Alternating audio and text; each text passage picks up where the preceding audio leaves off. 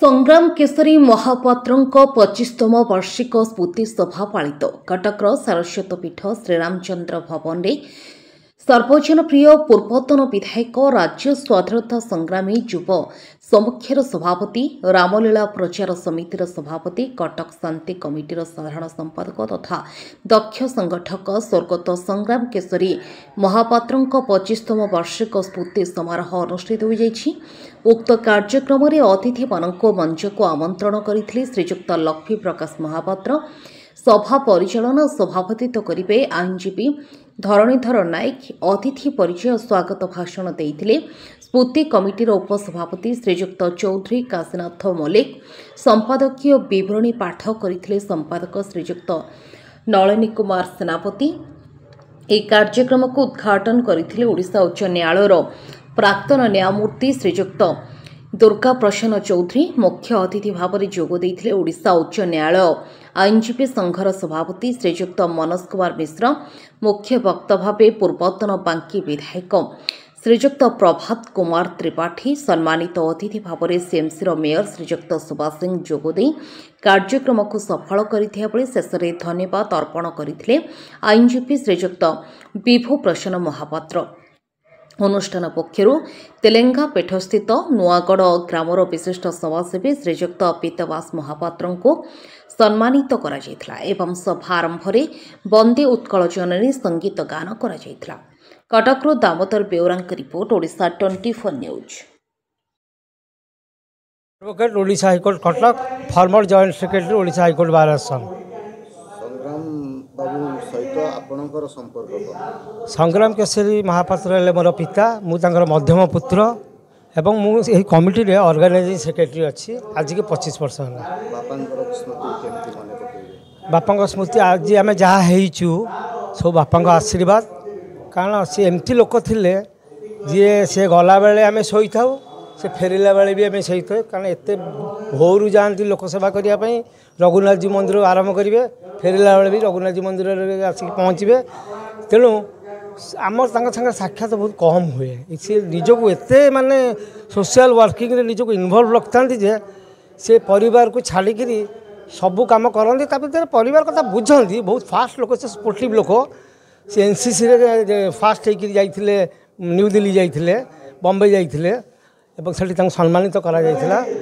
आउ गोटे आश्चर्य विषय होची जो मृत्यु सी भी जनसेवा करी आपन जानी महाबात्या जो होता ए समय से रिलीफ कम जाइए एवं सेठी जाइकरी डेड बॉडी उठेइथिले।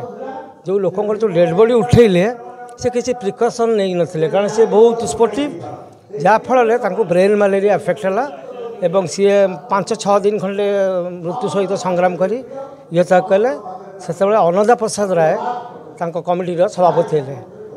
आगुरी गोटे जॉइंट कमिटी थिला जो जस्टिस जुगल किशोर महांती जस्टिस प्रदीप महांती बापा सी तार जॉइंट कमिटीर सभापति था। गड़गड़ी महादेव पाखे आम गोटे प्रसाद तैयारी हुए समस्त संग्राम केसरी महापात्र को भल पाऊा लोक मैंने सब आसती एकाठी हुंती और शुभेच्छा जनाती सागर प्रसाद आलोन कर जाती।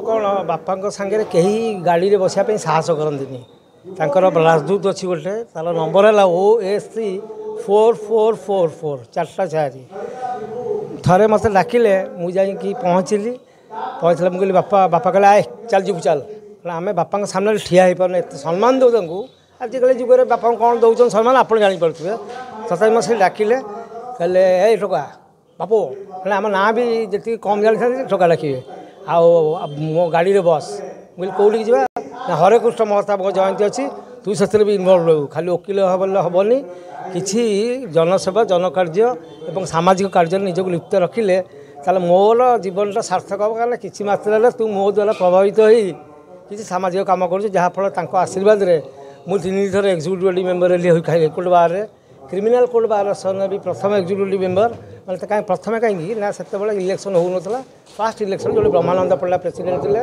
मोर भाग्य तापर मो असिस्टेंट सेक्रेटरी हाईकोर्ट बार आसन जॉइंट सेक्रेटरी हाईकोर्ट बार आसन 20-25 वर्ष ऊर्ध हम मु रही organise secretary all Odisha law association.